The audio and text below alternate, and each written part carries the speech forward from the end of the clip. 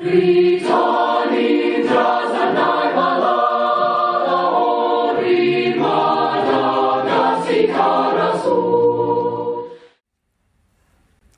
chers collègues présidents, Macky Sall et Ali Bongo, Monsieur le Premier ministre, Madame le secrétaire général, Monsieur le ministre, Madame le secrétaire d'État, Madame le maire de Paris, cher président Athias, honorables participants, Mesdames et Messieurs, ce forum me donne l'occasion de faire un petit voyage chez moi, chez nous, à Madagascar, pour vous dire déjà que mon pays recevra le 16e sommet de la francophonie l'année prochaine.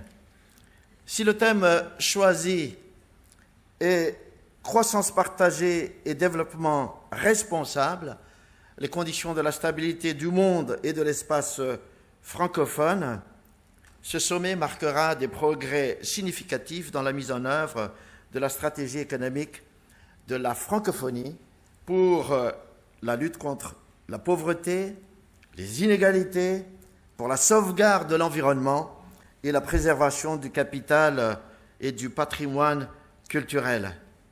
Nous sommes totalement engagés dans les défis des ODD, dans l'agenda post-2015 qui a été mentionné par mes prédécesseurs, par l'agenda 2063 de l'Union africaine, et je crois qu'il est temps aujourd'hui d'activer la coopération qui est exigée par ces défis-là, reconstruire notre économie. En effet, face à la globalisation économique et financière et face aux enjeux climatiques mondiaux, la francophonie économique constitue une arme et un levier que les pays membres et leurs ressortissants pourraient manier avec profit. Madagascar se trouve dans une position géographique que j'estime privilégiée. Dans le contexte géopolitique et géostratégique mondial, la partie de l'océan Indien où Madagascar se trouve est une ère de stabilité, préservée des conflits globaux, épargnée par les menaces terroristes, à l'abri des tensions migratoires.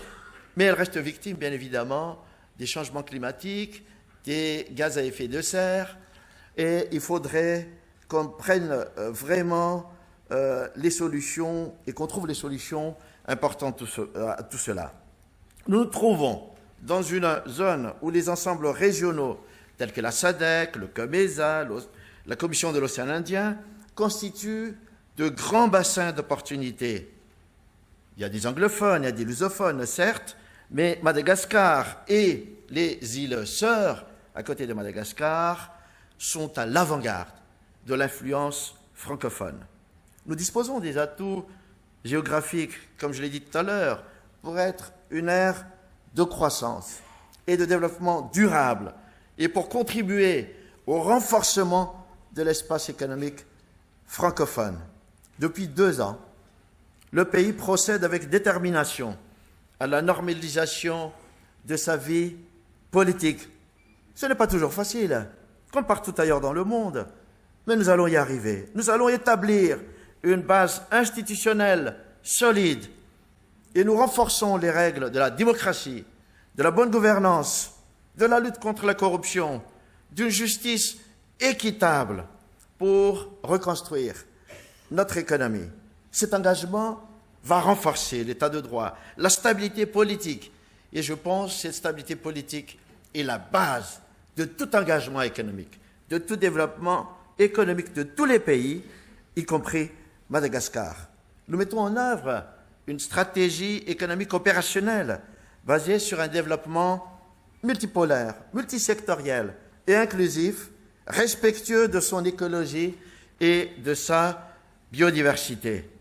Donc, dans le cadre de la relance économique et de sa reconstruction, Madagascar engage et axe les efforts sur des secteurs prioritaires qu'on peut citer, l'énergie, l'environnement, les mines, l'agriculture, l'agrobusiness, etc., etc. Donc nous développons et nous encourageons les initiatives locales et la coopération internationale. Et c'est là l'intérêt, comme je disais tout à l'heure, de l'espace francophone. C'est un monde de partage non seulement de la langue, sinon ce serait trop limitatif.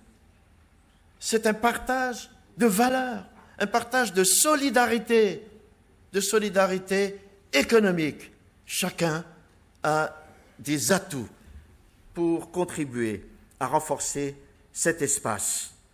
Nous voulons mobiliser ce qu'on appelle les 4 P, le partenariat public, privé, et j'ajoute une autre dimension, population, qu'on sous-estime très souvent.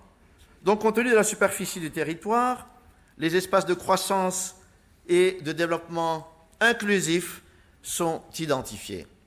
L'État favorisera l'implantation des acteurs économiques privés.